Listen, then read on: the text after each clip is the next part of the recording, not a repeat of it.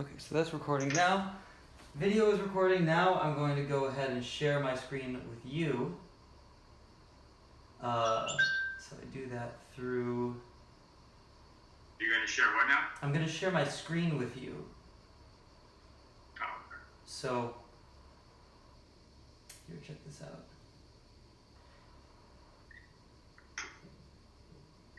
So now you should be able to see both me and the piano. Can you see? It's loading up. Okay.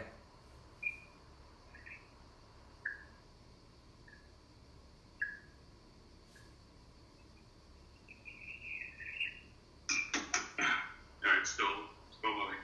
Okay. There you go. See, you got it? Yeah. Cool. All right. So I've done it before, so I'm kind of figuring out, okay, where do I put the computer? Where does it? And this is such a small little space. Yeah. I'm like, you know what? I'm throwing it up with the TV for now. Okay, cool. No, it's perfect. I can see your hands. I can see you. It's great. And I don't even really need to see you. I can do it by ear, but it's nice to see you too. And you can hear this, all right? Yeah,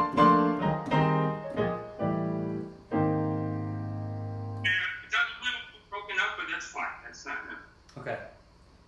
Okay, because it's coming through. I wonder if I can send the audio through my phone's speaker. That might sound better. Let me see. 1 second. You know, the thing is that it's skipping a lot. You know, like the refresh rate is really slow. Oh, the refresh rate on both screens, on myself and the keyboard, or just the keyboard?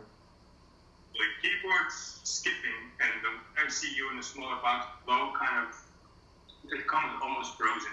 Oh, really? Okay. You know what? Let me take off. So there's another thing that's like trying to upload. So we cancel that out. 1 second. Good Dropbox.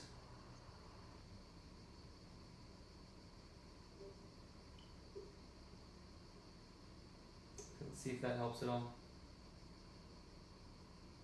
Okay. Is it any smoother now? No, not in both little frozen. Okay.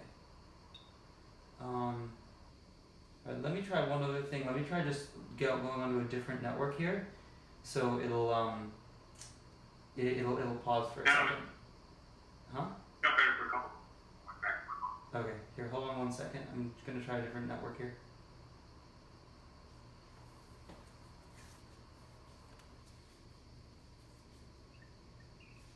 All right. Let's see if this is any better. Is this any better? Can you see?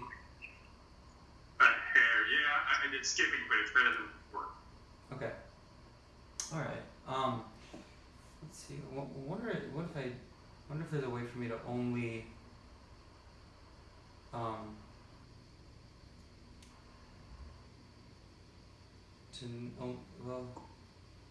Let me see. Yeah, I don't know how I would only share the screen and not my other video. Okay, well, why don't we try it like this and see if it's something that works, and if it's not, then we'll readjust the technology of it. I'm good. Okay, cool. So, all right, sorry, go on. I told you I got the client about a month ago. I really haven't done a lot with it, with the traveling and stuff, and I've kind of been holding off till we did our first lesson. I don't want to learn bad habits, you know what I mean? Yeah. You got the what a month ago, you said? I got the Kauai, remember? Oh, the Kauai, yeah. Oh, nice. Awesome. Yeah. Okay, very cool. All right. It's a good board, right? Oh, man, I like it. I mean, I don't have a lot to compare it to since I'm such a newbie, but for me, it feels good. Yeah, that's fair. Cool. All right, so you were telling me a second ago, like, why don't you finish with your thought from earlier? So you're just starting out now. This is like, right. And you want to, so what's your feeling on what you want to do? Like, where do you want to go with this? Where do you want to get to? Let me tell you, man, I want to play like you. All right. Not many people do. No, you know, I'm like longest time. I don't mind classical. I like classical too, but jazz. I really like jazz. Mm-hmm. Beat, jazz, and all that good stuff. I'd like to be able to sit down and be able to eventually get to a point where I can, play with like a trio or somebody and be able to actually know what I'm talking about, be able to feel them and hear them out and understand what they're playing and try to get the whole music theory thing nailed down, as well as obviously technique is obviously important also.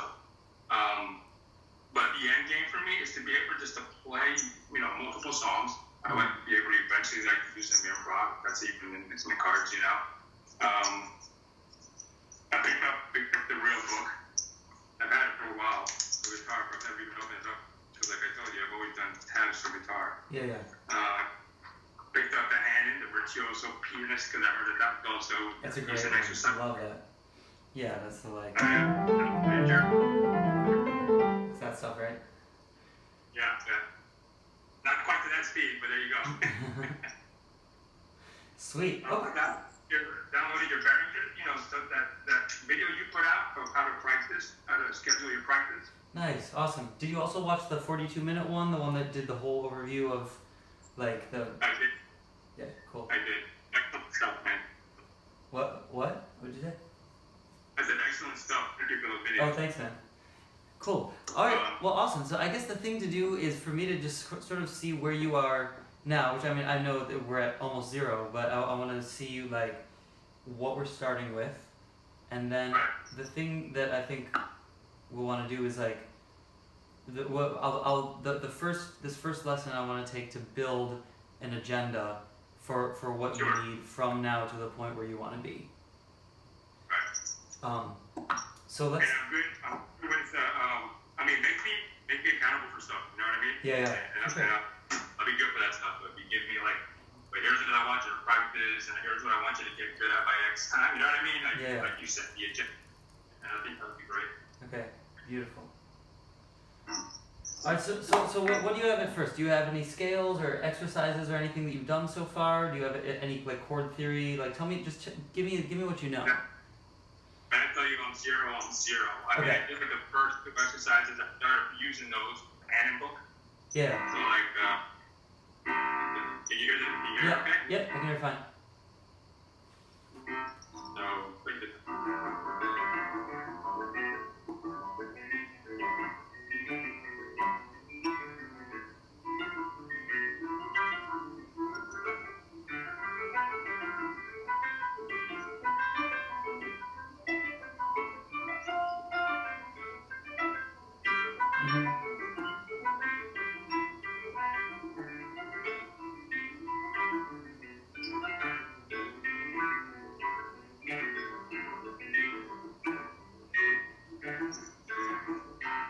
Okay. Like something like that. Cool.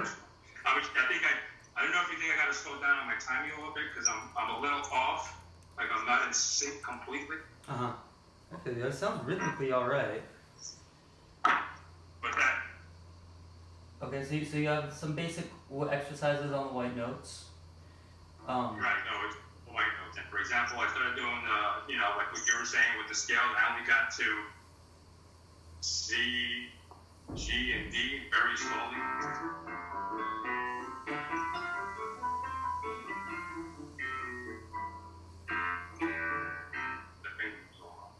Okay. You can see. Nice. Yeah. Okay. So good. That's what we're gonna. You said how many of those did you get? I got C, G, and D. Okay. So scales is one thing we're gonna go over entirely. And by the way, this will be skipping now, but when I upload this video for you, it'll all be very smooth. Don't worry about it. Because I'm actually recording in real time on my phone, so it'll be like straight. You'll be able to see everything very clearly when you rewatch it. Right. So you're saying right in all scales, all keys. Yes. Right. So that might just be our first objective because that's very important. With correct fingering. I can't remember if I did a video of all the scales. I may have like done a couple and then accidentally stopped. So maybe I should just show you all the fingerings now. Yeah, you did the fingerings for C, and then you had the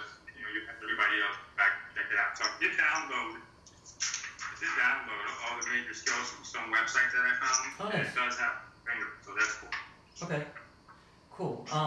Now, one thing I just want to point out when you, well, we'll look at your hand technique too, because I just noticed something about that. So I'm gonna put objective scales, hand technique, because I'm gonna want you to be a little more relaxed with the way that you let your hand fall. But That's the thing I noticed sometimes when I catch it, I kind of try not to, but I can feel my right hand tense. yeah. Right. Yeah, it's really important to not do that, because you can hurt yourself if you start practicing that way and you continue like that. Let me ask you a silly question. Yeah, sure. Distance from the piano. What's the ideal distance? Should my elbows be directly at my sides, or should I be stretching out a little bit to reach the key? Or does that all depend? Here, can you see my elbow here? I'm gonna like put this up so you can actually see mine. This is how I play. And how I have this set up, so my elbows are forward a little bit. It's not directly back. That's not really a natural pose. Your hands naturally fall, your elbows fall like a little bit forward. But then the thing is, your wrist, when I saw it, it was up like this. That causes abnormal tension, because then you're like pressing with your fingers in a weird way. Can you see that on the screen? So what I would do, an exercise is like you just kind of let your wrists, you wiggle your wrists out, and then let them fall, just so that it's like a straight, like, I mean, it's not exactly a straight line because your elbow is going to be a little higher inevitably than your hand, but so it's not a bubble, so your wrist isn't bent like that. So it's like sort of a straight line through to the middle of your fingers here, up back through your arm, and just let it sit like, like your hand fall on the piano like that. This isn't something you'll be able to see from the above view, and that's the one I'll upload, but you can sort of get the gist of it. And then when you are, so we'll go over this now. Actually, this is important, so we can start with this. When you're playing, because your hand's in this position, which put your hand on the piano, let me see. Yeah, that's like, it's a little hard for me to see from that angle exactly if it's right or not, but I would say even rest your hand a little bit lower. I don't know, yeah, can you? Okay, nice. Yeah, and maybe lift the screen up just a little bit. Yeah, perfect. And you know what, I've read so many, and I've seen so many videos that say, don't let the wrist hang. And I think subconsciously I have that in the back of my mind, so I kind of purposely prop up, Yeah, it's true that you don't want to let them hang like that, but you also don't want to have them up like that. It needs to be like, and different people have it in different places as far as like how low it actually is, but I find the most relaxed being when it's like right there. So your hand is curving up a little bit there. It's not like flat. It's like a little bit of an upwards curve, but then you have the most muscular, you have the most agility with your fingers there. And the way that I play is so let it fall. You put just your right hand out. The right hand? Yeah, just your right hand. Now let it fall a little bit more. Yeah, there. So that's where I want you to be. And then when you play, let me move this. Like the fingers, all you're doing is just like wiggling your fingers like that. Contrary motion for each fingers. You're not pressing, you're barely using any muscles. And see, your hand got raised a little bit. I would say bring it down a tiny bit, your wrist. Yeah, there you go. So, and you're barely using any muscles. It's just like,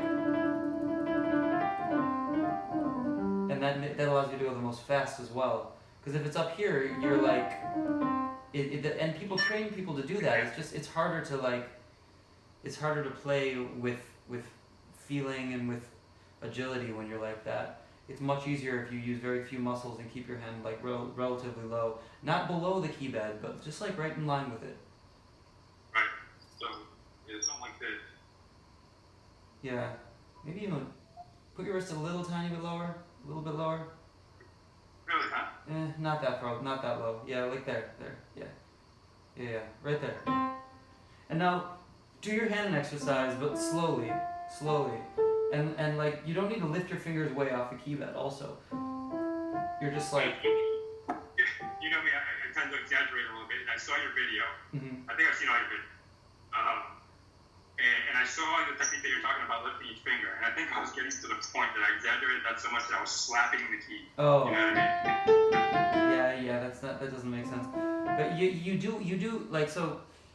It's possible. It's feasible to misunderstand that. You do lift your finger. You lift it in contrary motion with the other one, but you're not like. You don't need to actually lift it above the key. Even you're like. The motion is lifting. Sometimes it'll go up above the key, but sometimes it can stay right on the key. It's just the motion is like lifting one up and pressing one down at the same time, so that the contrary motion is. With each other. Yeah, it's like if you've ever have you ever studied martial arts or kung fu? Yeah. So you know how in kung fu, like, you are when you throw a punch with your right hand, you bring your left hand back. It's the contrary motion that allows for the most force with the least effort. So you like bring that back and you bring that forward. Alright, so hand in the slow. Let's do another one.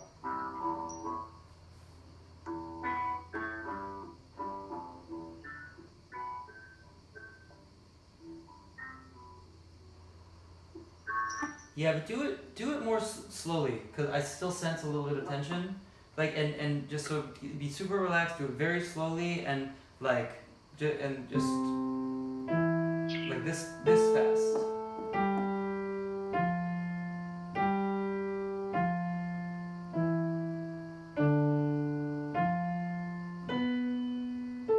So do you see, like, I'll show you just my left hand so that you can see that side of the hand. See, there's like almost no motion happening here.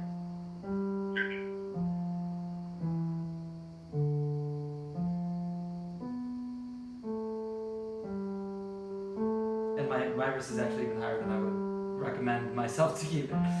Sometimes it changes.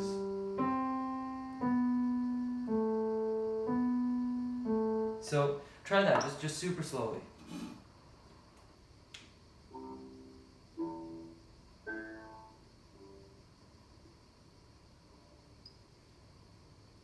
Okay.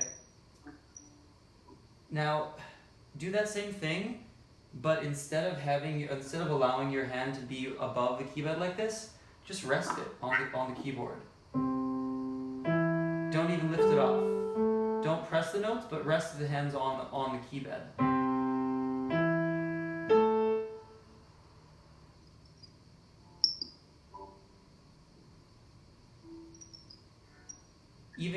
Even your pinky, let your pinky just rest. Don't hold it up. I can't get rid of that crap, dude. I have no idea.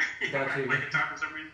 Okay, I know it's hard, but focus on it. I think as you develop these muscles, I think you'll gain more control, and you'll be able to see when you're tensing it and when you're relaxing it. But the goal is relaxation. The goal is to be use as little effort as possible.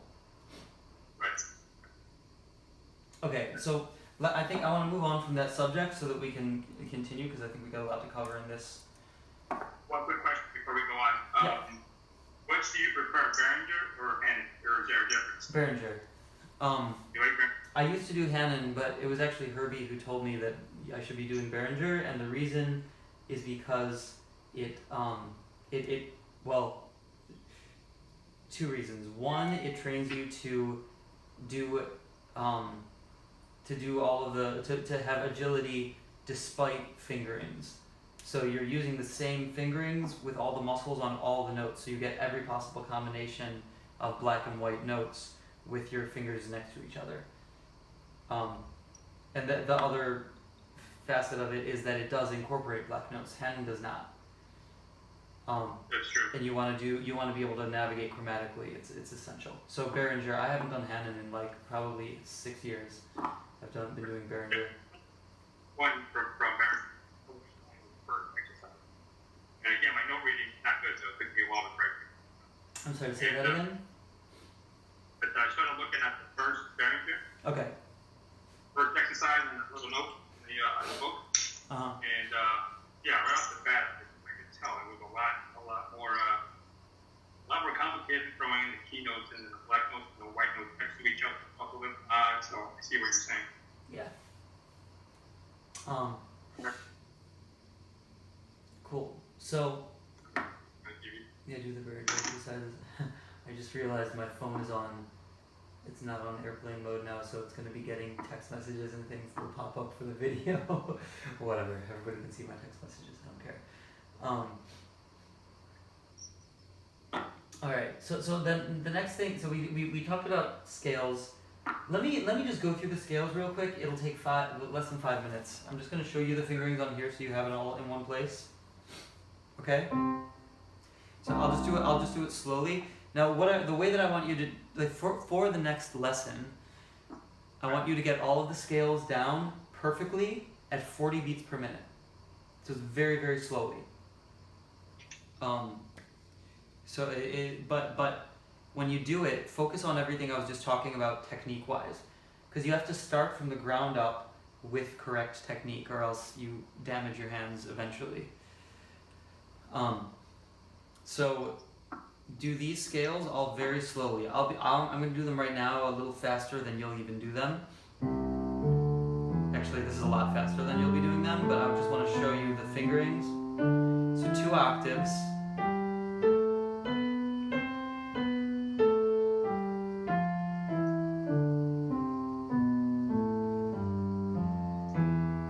So I'm not even explaining it verbally, but you can see where the thumb crosses over. That's the important thing.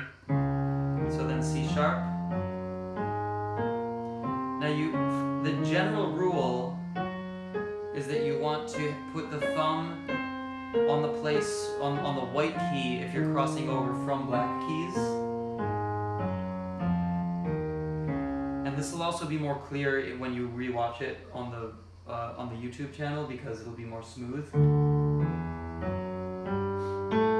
So you notice I'm crossing my thumb there after every white key in the right hand and before, well, it's to one side of every black key because that makes it the most efficient to do the scale. So this is D sharp,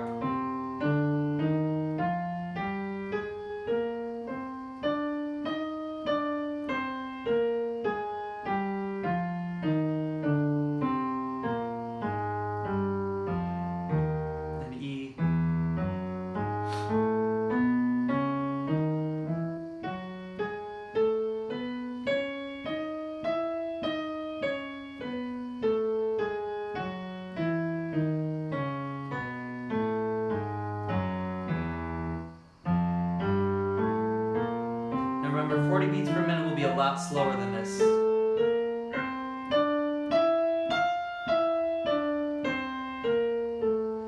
And when you're doing it, make sure that you're not twisting your wrist like this or that you're keeping your wrist as straight as possible towards the keyboard. And when you tuck your thumb under, you're really tucking. Like see, I'm bringing my thumb as far as possible to hit that F there as I can I'm not like twisting my arm or bringing my elbows up or anything like that. I'm keeping it all very straight. And this is F sharp. I'm just going up chromatically. It's the most simple way. So now G.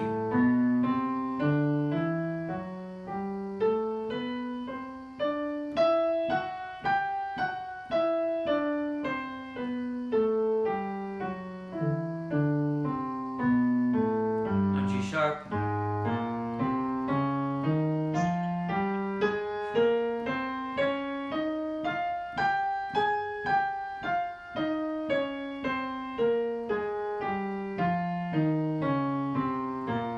Now A.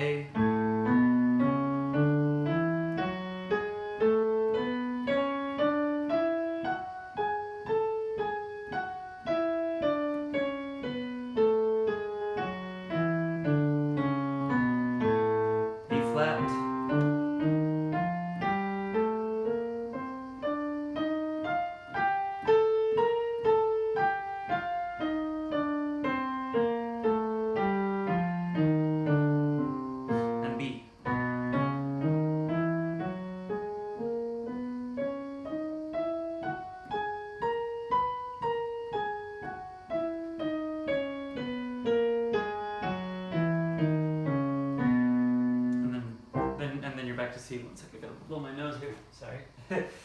So that should be enough for you to have the fingerings and stuff. Okay. Let me ask you a question with the twisting. Yeah. You said don't twist your wrists, not to do it like Yeah. like that, right? Mhm. When you reach the extreme ends of the keyboard, you don't attempt to stay perpendicular to the key. You just angle your hands. You don't have to sit perpendicular. Yeah, it's a good question. There are different ways of managing that. So like, if you're up here, like at the top of the key, you can see where the way that my hand is sort of angled. I'm like partially moving my shoulder towards that side, and I'm partially bending at my elbow, and then I'm partially moving at my wrist, but the angle of the wrist is minimal because I'm using the rest of my body. And then if I have to be down here, you're just like, all you're doing, it's pretty easy to reach the ends of the keyboard by being in the middle and not bending too much. The challenge is if you have some complicated fingerings up here, like to bring your thumb under is harder, but you manage that with each individual situation. Like, it gets more difficult, and you have to just angle, you have to like bring your thumb further away from your body to be able to access that if you're tucking your thumb under for a scale. But you're never like bending your wrist like that. That's very unhealthy. You want to keep it pretty straight. Huh? Because for some reason in my own brain, I was thinking, okay, so my hand should always be in the exact perpendicular angle to the keys, which if I'm at extreme, it's going to twist my wrist off. Yeah, you don't want to twist your wrist. You do, I mean, when you're that far, you're basically just compensating by like look at the way that my hand is, I'll stretch my pinky more than I'll stretch my thumb. But I'm not twisting my arm like that. I'm keeping it pretty straight. No, that's perfect. Well, and the reason I know some of this stuff seems kind of common sense, it's not common sense to me, and I don't know if I'm practicing wrong, you know what I mean? Yeah, well, it's not common sense to anybody. You have to be trained in it. And we're talking the baseline stuff here, which is great, which is exactly what we should be doing.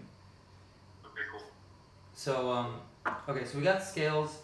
What else do you have the beginnings of?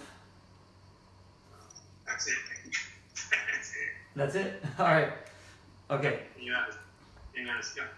the thing is, I didn't want to start doing other stuff again, not knowing if I'm doing it correctly. Yeah. And I didn't want to move forward by doing something wrong or picking up habits. I don't want to do what I do with the guitar. You know what I mean? Yeah, totally. The guitar, I a bunch of stuff, and I can do a bunch of stuff, but I don't know how to do it the right way. I just do it how I learn. So. Totally. Yeah. Good. As far as, I would also. Is there? I said I looked at your video with the hour practicing how to set. I mean, obviously, for me, some of that stuff's not going to hold true because, like you said in the video, if you don't know your scales, obviously learn that first. That should be your first, priority. But for a practice session, let's say I try to squeeze. If I can squeeze in an hour a day, it's good. I try to do an hour, hour and a half, and if I'm even, if I can get away from the family and I'm not traveling, I could do 2 hours maybe. Yeah. But what should I throw in there being a beginner? So we have scales practice, we have Behringer practice, right? Yeah. And a song I can do that I can start trying to learn, and that'll help me do my learning to read music concept. And do you think that's a priority? I mean, it depends on, like, to get so we'll have to do reading music. We'll have to do a ton of things. There's chord theory will be, I think, the next thing after scales, because you'll need to know, like, if I say play an F sharp major chord, can you do that? Okay. So we're gonna have to learn all of those, and that might be a good thing to come back with for the next lesson, is like just be able to play all your major triads. Let me just I'll briefly explain where this is all going to go. So you have your scales, right? So when you get those, I'll say play an F sharp major scale. You'll do this. So after you have the major scales, you're going to get all the modes of the scales. So you could do F sharp major, you could do F sharp minor, F F sharp melodic minor. You could do F sharp Dorian, and F sharp Mixolydian, F sharp Lydian, and I don't remember what this one is called, but with the flat 2. And those are all the sounds that you can get out of one key, out of like in Western tuning. So once you have those scales down, then you can create triads. So when you look at the 1, 2, 3, I'll do it in C for simplification purposes. So you have 1, 2, 3, 4, 5, 6, 7, 1. Those are all the seven diatonic notes in an octave. Diatonic means all of the natural notes, not flat or sharp. Chromatic is with flats and sharps. But so all the diatonic notes are there, and with those notes, you can play all sorts of different groupings of texture. So if you have a major, so triad, that's the basic thing, that's the thing I'm going to show you now, is you want to be able to play a major triad, which is just 1, 3, and 5. Try that actually on your own. Try this, so C, play it in the middle of the keyboard, just with your right hand. Yeah, exactly, that's a major triad. Now, that's based on the major scale, right? But if you do a minor scale, you have a minor triad. 1, flat 3, and 5. Minor scale is like flattening the third? You flat the third and the 6th and the 7th. So 1, 2, flat 3, 4, 5, flat 6, flat 7, 1. And back down. We don't need to do that right now, but I'm just showing you that because that's why scales are important to get from the very beginning, because then you add on to that things like triads, where you have a major and a minor, then you have a major 7, you have a minor 7, you have a major 9, and a minor 9, and then you build from there. So let's say you have your minor 9 chord, and you want to expand it to be a comping that you would do for a group. Like, so if you're in the context of like a bassist playing the bass line, you could do that, which is essentially a minor 9 chord, but it's expanded and now it's a comping, and that's what I would use if I were in a group setting.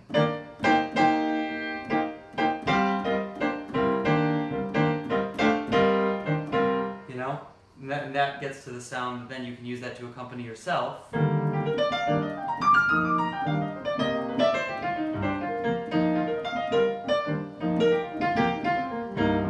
You know? But that's the path to getting there.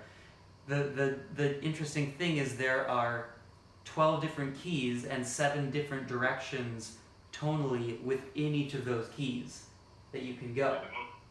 Yeah, the modes. 12 keys, 7 modes. The video on modes, I actually wrote down, we were going through it.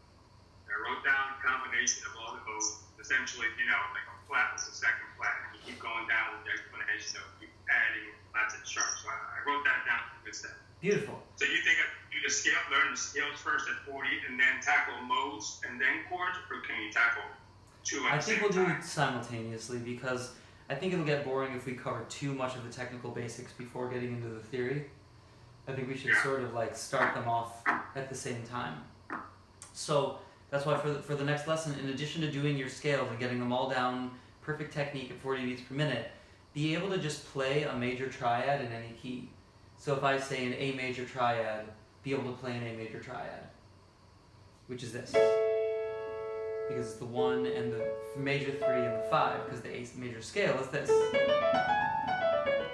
So that's an A major triad. D major triad, B major triad, A flat major triad, any major you want to be able to play like all the major triads.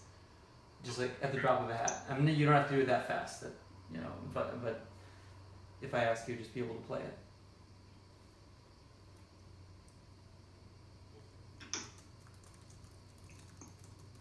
I'm writing these things down too.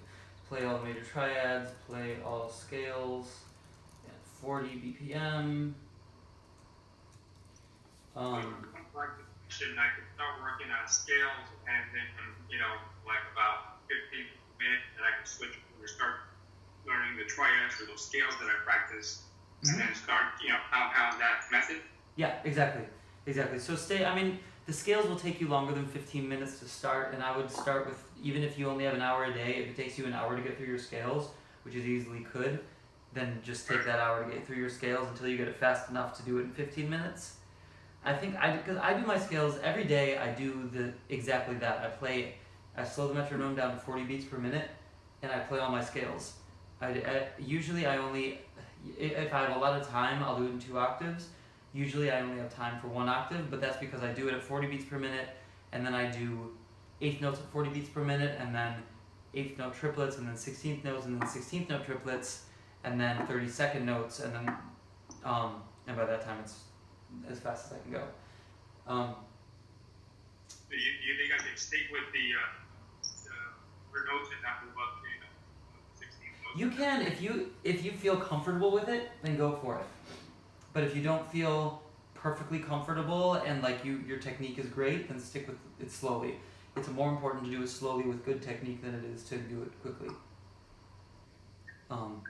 But if you can speed it up, then yes, speed it up. And I think, if I remember correctly, if at some point you have to only do 1 octave, do it. But it's good to be able to do 2 octaves only because it requires you to do the under the thumb transfer from 1 octave to another. So if you have time for 2 octaves, do that. I think it might take you like, if I remember the math of it, it might take you like a half hour to get through just that, maybe 40 minutes to get through just the major scales at 40 beats per minute. Yeah, I'm definitely agree. Like, I mean, when I first started practicing the scale, I was doing 1 octave, and then I was like, you know what, let me move to 2 octaves, and then I was like, wait, this is a pain. I should have started with 2 octaves. Yeah, exactly, because when you do 2, you can do all of them. You can go like.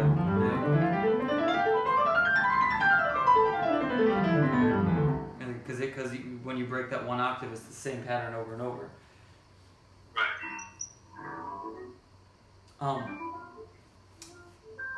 Okay, so you'll get your major triads. I wonder if we should go. Let me just so let's just say if you get through that stuff for the next lesson, great. But let's make a game plan for what's coming after that. Okay. So we've got scales, we talked about hand technique. I'm just going to make notes for myself. So this is the theory section, and under theory we have major triads. The next is all triads, or minor triads, let's just say minor triads. And under scales, we have major scales, and then all other modes. And that's, you can even move on to that on your own if you want to, just because I did that video on it. You can watch the video for the other modes, which I guess you already transcribed. But so that'll be like a next step. You don't have to have all the other modes for the next lesson, but if you breeze through all this stuff, feel free to move on to that. Simultaneously, when you do all the other modes, we're going to get to, after major and minor triads, the 7th chords, which incorporate, if you have a C major triad, like this, you add the 7, and this is all just scale degrees, so this is 1, and then you count up by 1, 2, 3, 4, 5, 6, 7. So you have 1, 3, 5, and 7. And that's this sound.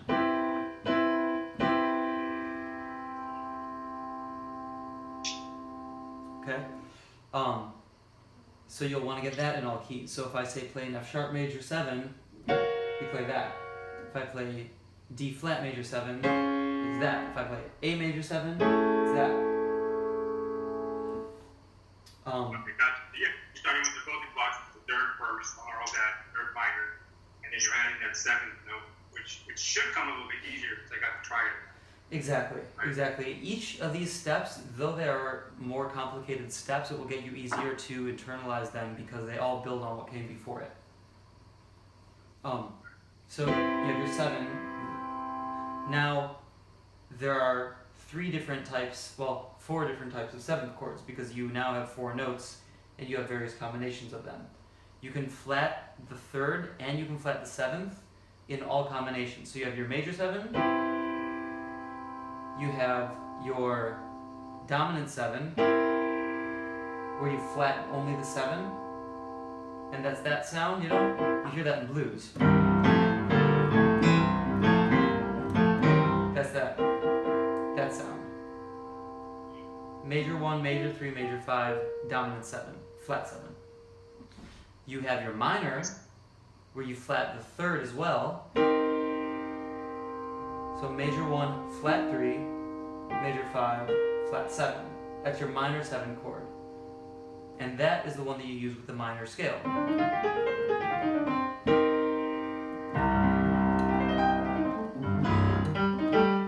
And that's like, you know, you hear that's just that sound.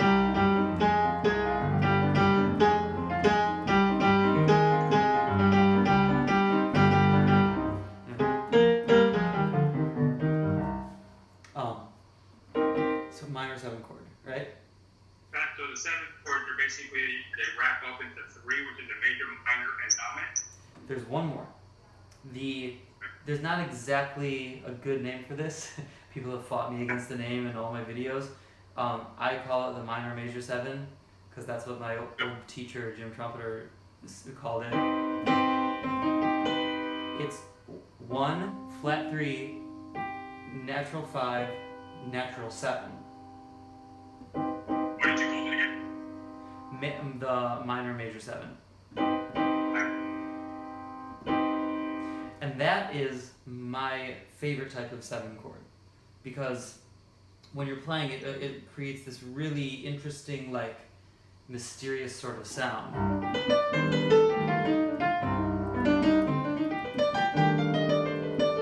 It's like an unresolved sound. Because it is unresolved. You have a minor 3, but then the major 7. And that's the one that you can superimpose in all these really cool ways. Like many steps down the line, we'll get to superimposing a minor major 7 chord based on a flat over a G dominant so that you get this feeling of pulling to the C where it sounds like...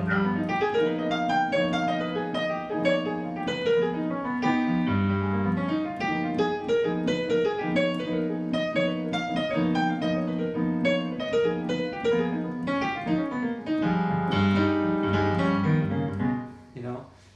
And that's like a sound you'll hear a lot of jazz musicians do. Hello. Alright, so this line is the minor triads, modes, chords. Yeah, and again, I don't expect you to get this far by the next lesson, but it's good to have... What we said is it's, you know, we have 40 RPM and then major triads. If I can add, I'll obviously add to it. But I was just kind of reconfirming what you were talking about. Wait, I'm sorry, say that one more time? I didn't hear the first part of what you said. I was just saying, I was just reconfirming what you were talking about, or the next step. Okay, yeah, exactly. So let's just keep on. Well, all right. Well, we have an option now because we have like 10 minutes left.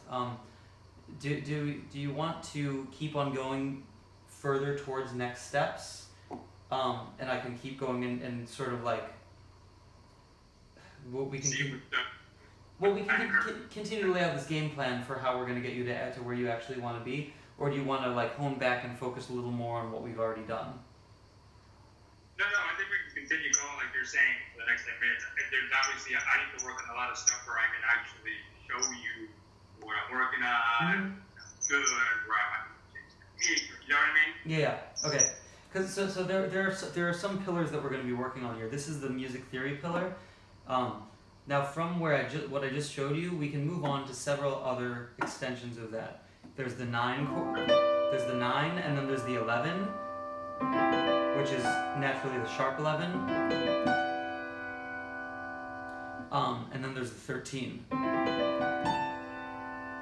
And that creates a huge number of combinations. I'm not going to go through all those combinations now, because that takes a long time.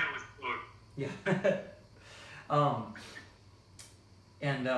So from there, I'm just going to write that down, because that'll be part of our lesson plan. So 9, 11, 13 chords, and all combinations. You like the octave higher? It's not an octave higher yet. That would be the 16 would be the octave, or would be the double octave part up there. So that's it's essentially what it's doing is it's extending it all the way up to the next time it hits the same note 2 octaves higher.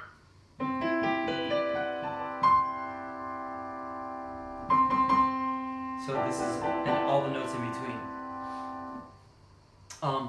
And I'll explain another time why that's naturally sharped, even though it's a C major, because that has to do with theory and overtones and the way that the keyboard and Western music is structured. But it gets kind of complicated. Alright, so after that, there's another vertical of all of those, which is comping. I'm just going to call it comping because it's taking those chords and breaking them apart into larger landscapes, so that you're not just playing a chord like that, or smaller landscapes. Like so, for example, you take this and you bring it down an octave, and now you have this, and this is your major 7 chord. The 7 is below your 1, but it's still a major 7 chord. And that's like, you hear that when you're comping.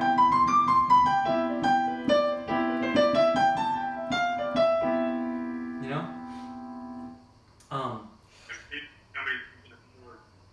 In my simple head, I'm thinking of it the right basic chord. Say that again? I'm saying that I've seen that before where somebody mentioned the chord, they play it. Mm-hmm. And my simple head, the basic chord structure, I'm like, that's not the right chord. Not realizing that they move like the final to the 4. Yeah. And I'm like, oh, you can do that too. Yeah, exactly. And so because you can do that, you can also expand. So you can have the 3 here. Let's say you got the 3 there, the 7 there, the 1 there, and the 5 there. And that's still a major 7 chord. You want to have a minor 7 chord, you have your flat 3, your flat 7, and the 1 and the 5. And you can create really cool musical ideas based on those things. Like,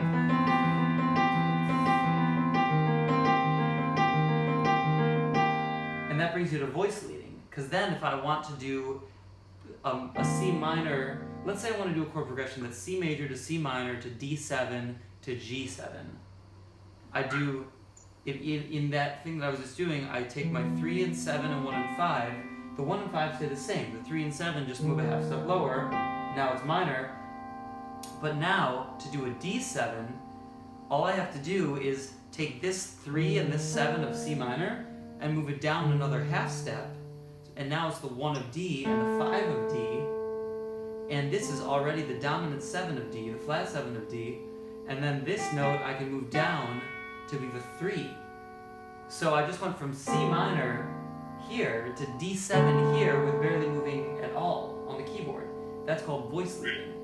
Voice leading, because each of these 4 voices is leading to the closest note. And then if I want to do it after this a G7, I just look at the closest notes to each voice that I can pick, and the A becomes an A flat to be the flat 9 of G, which I'll get into the theory of that later. The C becomes a B to be the 3 of G. The F sharp becomes an F to be the dominant 7 of G.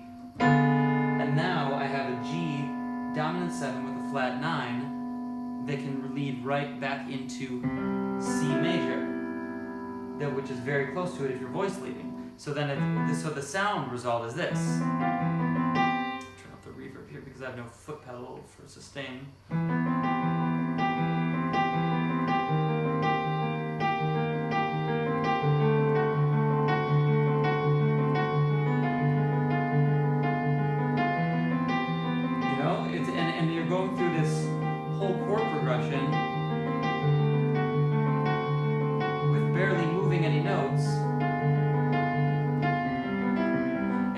can see the epitome of this is if you go to Bach, his Well-Tempered Clavier, the first prelude in C major, you can see it done so beautifully well, and it's a historical technique that goes back to Gregorian chant, but it's used in all modern music, and so we'll dive pretty deeply into that, but we're not going to right now. That's just going to be one thing. So comping, voice leading.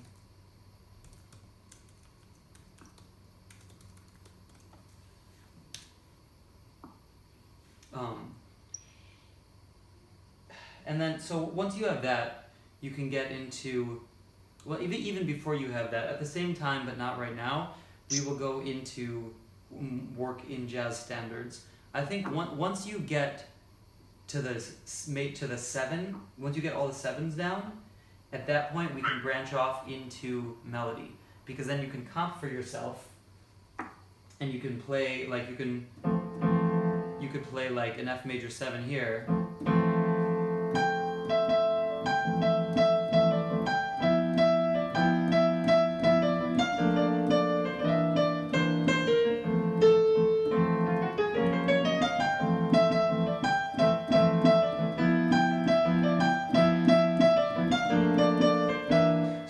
Doing is in the left hand I'm just using those voicings that I showed you of like, instead of an F major 7 here, I take the major 7 and move it down so it's here, and then I can play the melody up here and it sounds pretty. Usually a bassist will be doing that, you know,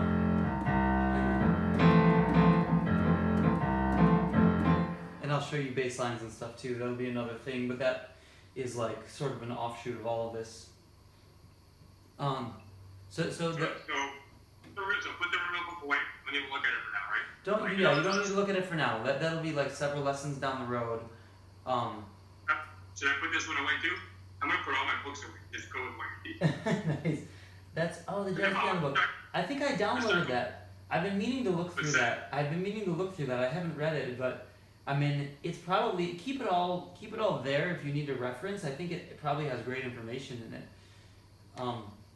But I think like we'll still go step by step here. So, you know, if that's why maybe you're right. Maybe just reference purposes. But I want to focus on one line of instruction as opposed to getting all this information from everywhere. It's gonna go. You know what I mean? Yeah, I think that's important.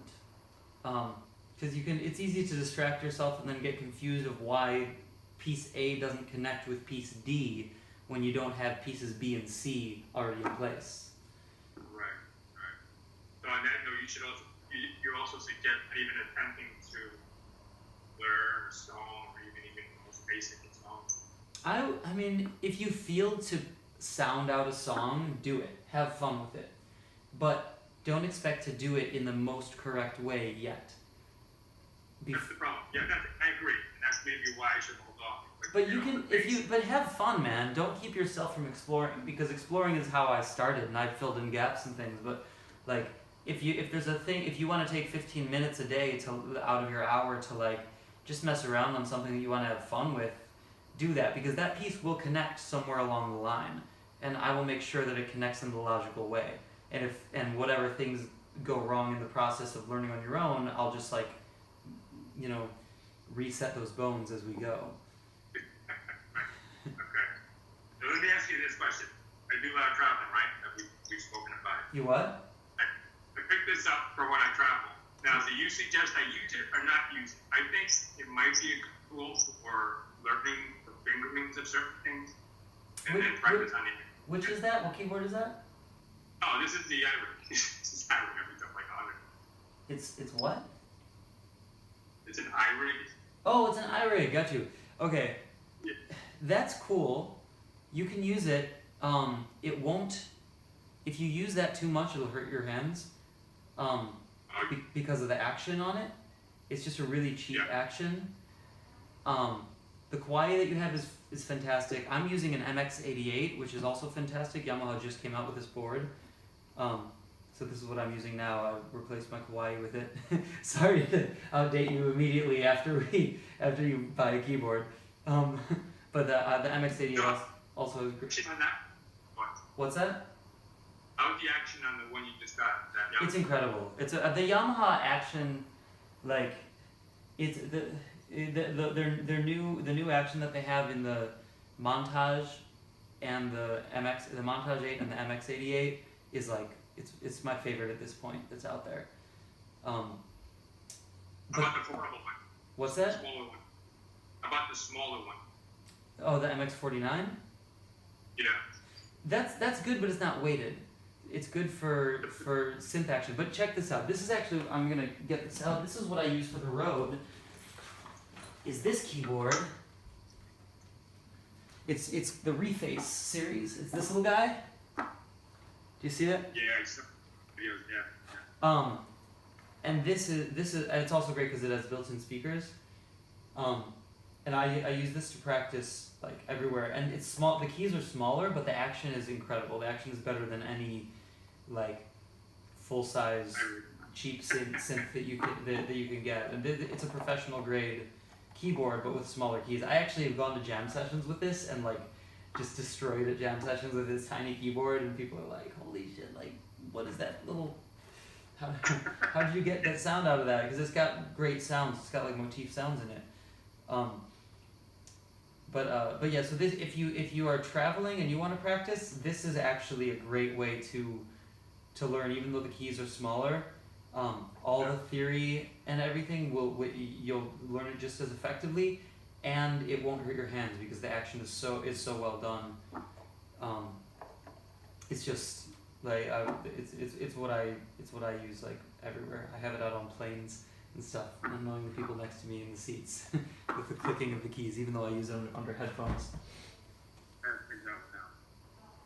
might have to replace this iRig. You can tell. I mean, I can tell the iRig is not, No, I used to use stuff like that, and it just like it actually hurt after a while, so I couldn't do it. But yeah, the Yamaha Reface CP is the one that I have. Alright. So okay, well, let's see where were we? We were talking about song. Oh yeah, so feel free to learn melodies to songs. It will not hurt you. After we get through the basics of theory, that's when we will go into songs, because I want to be able to say, okay, Girl from Ipanema, you're playing the melody, but I want you to play a F dominant or an F major 7 in your left hand with the major 7 on the bottom, and so you can play. And then I want to be able to say like go play a G dominant 9 with the 7 on the bottom, and then you go to there. And then, like, yeah, I want you to be able to do these compings in the left hand as you're doing the melody. It'll be the most effective use of your time when you're learning it. Yeah, I see what you're saying. It does make sense to be able to easier for you to provide the actual direct knowing. Well, not just that, but easier for you to know what you're doing. Because then when you improvise over it, if you just learn the melody, when it comes to the improvisation section, you'll be like sitting on your hands. But if you know the chords, then you can say, okay, I need to make a melody in F major now. Now the melody switches to G dominant 7. Now C dominant 7. And then you know to put the flat 9 on there because the flat 9 leads to the 5 of the 1, which I'll tell you all about that in another lesson. And then, so you can like hear these chords and play around them.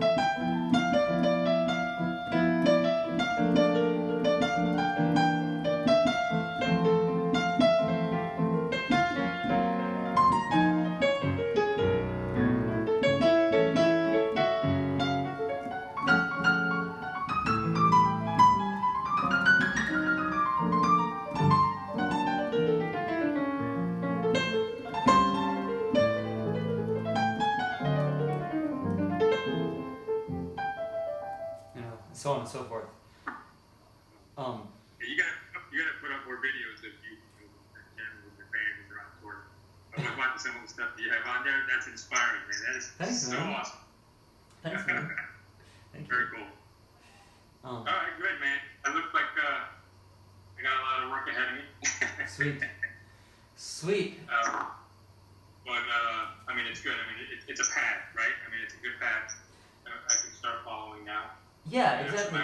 But don't get intimidated by it. There's a lot to learn, but we're gonna go step by step. So just take these first couple steps, and then when you're ready, we go to the next step, and I'll dive a little deeper into that next step, and which will then lead to another step after that, and so that we can logically build these blocks up in your capabilities until you can play and improvise and do songs and do two-handed stuff and all that. Right. Okay. Very cool. So what are we thinking about for? How long do you think I need to get this stuff down? I mean, what's I don't want to say what's reasonable because it all depends on the person, but yeah, man, it could be so. I really can't say at all. You might tackle all this stuff in a week. You might tackle it in 2 days. You might tackle it in a month. It could be. Days. I wish I had that kind of time. Yeah, I know. I'm taking it down perfectly where I'm not fumbling and I'm not digging and searching for keys. You know what I mean? Yeah, exactly. But yeah, make sure you don't fumble. Don't even do it at a speed where you'll fumble because you don't need to. Just do it slowly, and if you're doing it so fast that it's uncomfortable, slow it down again. And then keep doing it at that speed until it's more comfortable to speed up a little bit. And then a little bit. It's it's training your muscles to remember how to do it in the right way. That's the most important thing at the beginning. And if I'm feeling really comfortable at 40 BPM at quarter, I can move up that 8 notes and see how that feels. Yep, exactly. And then once it... Yeah. Okay. Yeah, man. And keep me posted. Send me a message or whatever if you have questions. I'll also upload this video and I'll send you the link so that you can see all this stuff again and I'll definitely download. Just to rehash it and make sure I caught everything. Yeah, exactly. Jotting down notes while you were talking. I wanted to do it on my computer, but I have you on my computer. So cool. And so what is your PayPal, your email address? Yeah, just gns134@gmail.com. Okay.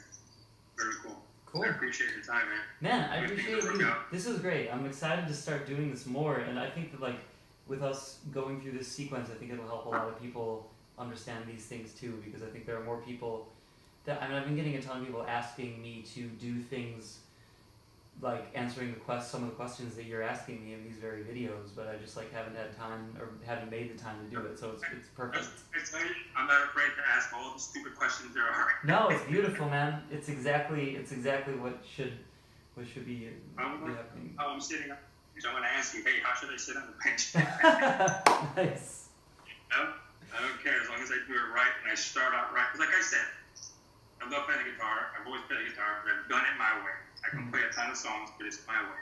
Mm-hmm. But if I can't go and sit with a group of people and say, hey, let's jam in this key and that, and I'm like, nope, I'm done. I can't do that. Yeah. Well, we'll get you there.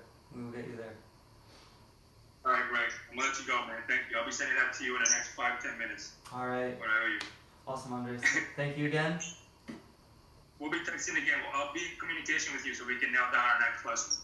Beautiful. All right. I'll be gone this week traveling. I'll be in Austin, so okay. I'll see how much I've done between now and the next weekend. Okay. Beautiful. Thank you, man. Appreciate it. All right. Talk to you soon. We'll be in touch.